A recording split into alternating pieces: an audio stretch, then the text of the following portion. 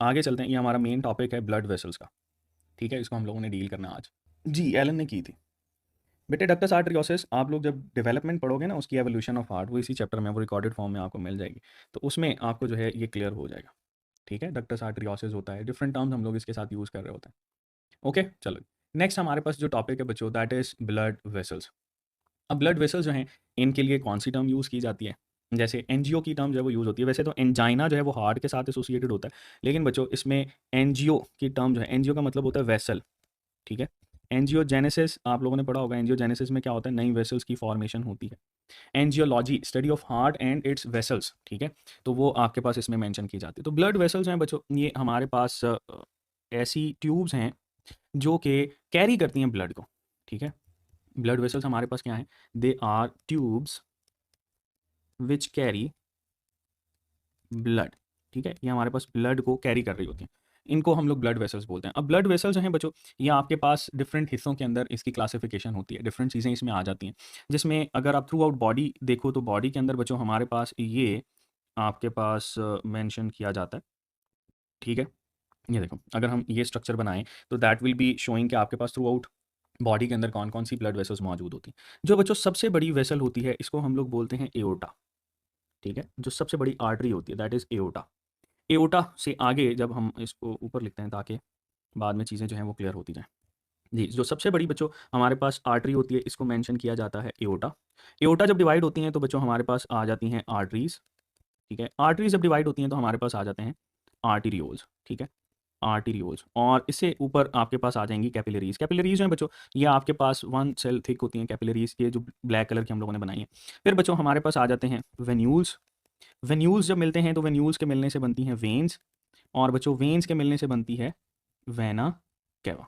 ठीक है जी, तो ये आपके पास कुछ इसकी हायरार्की है जिसको हम लोग डील कर रहे होते हैं। अब इसमें जो सबसे बड़ी आपको वेसल दिखाई देती है वो कौन सी है बच्चों, एओर्टा।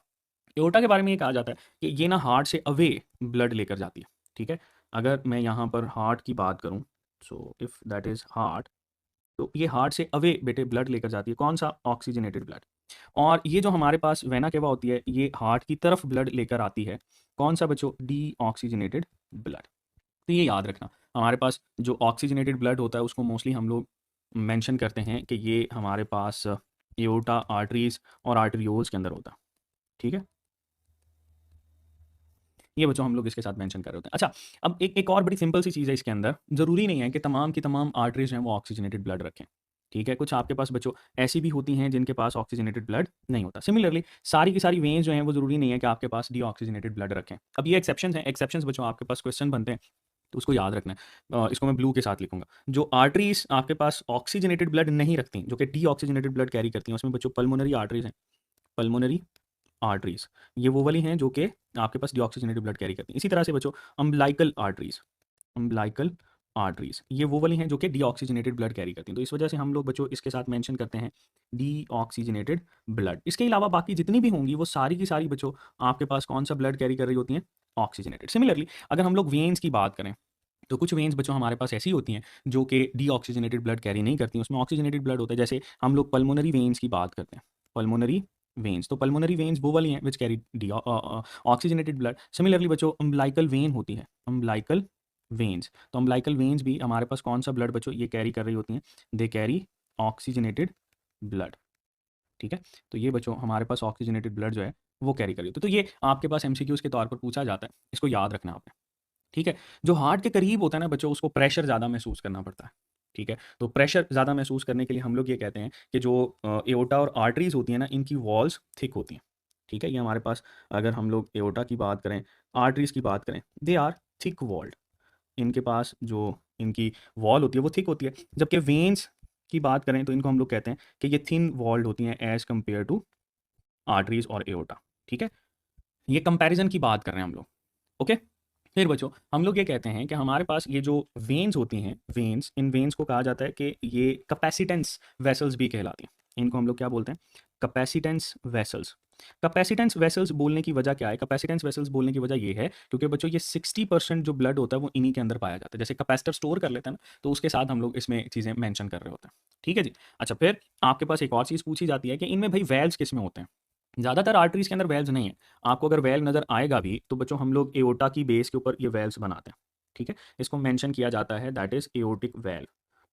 इसको क्या मेंशन करते हैं? Aortic valve. इसके अलावा आगे आपको कहीं पे भी वेल्व नज़र नहीं आएगा।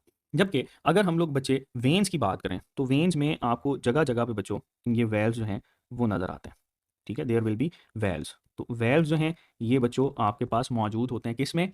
वेन्स के अंदर। जबकि सिर्फ़ और सिर्फ़ एओर्टिक वेल्व है, जबकि आपको आर्टरीज़ के अंदर वेल्व नज़र नहीं आ रहे होते।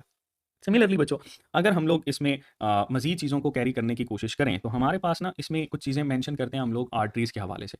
आर्टरीज़ चूँकि बहुत ज़्यादा थिक हैं, इसमें इसका जब आगे स्ट्रक्चर पढ़ेंगे तो आपको आइडिया हो जाएगा। तो इस वजह से आप लोगों ने याद रखना है कि इसमें ना पल्साटाइल ब्लड फ्लो होता है, ठीक है? सो दैट इज़ समथिंग जो कि बच्चों हमारे पास यहाँ से एसोसिएट करते हैं और हम लोग बच्चों इसको बोलते हैं पल्साटाइल ब्लड फ्लो, ठीक है? इसमें पल्स महसूस होती है, पल्साटाइल ब्लड फ्लो। ये पल्साटाइल ब्लड फ्लो जो है वो हमें इसके अंदर नज़र आता है। जबकि इससे आगे जो है वो आपको पल्साटाइल ब्लड फ्लो नज़र नहीं आता।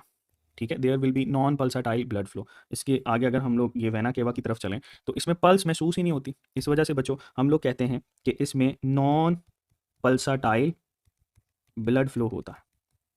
ठीक है? There will be non pulsatile blood flow.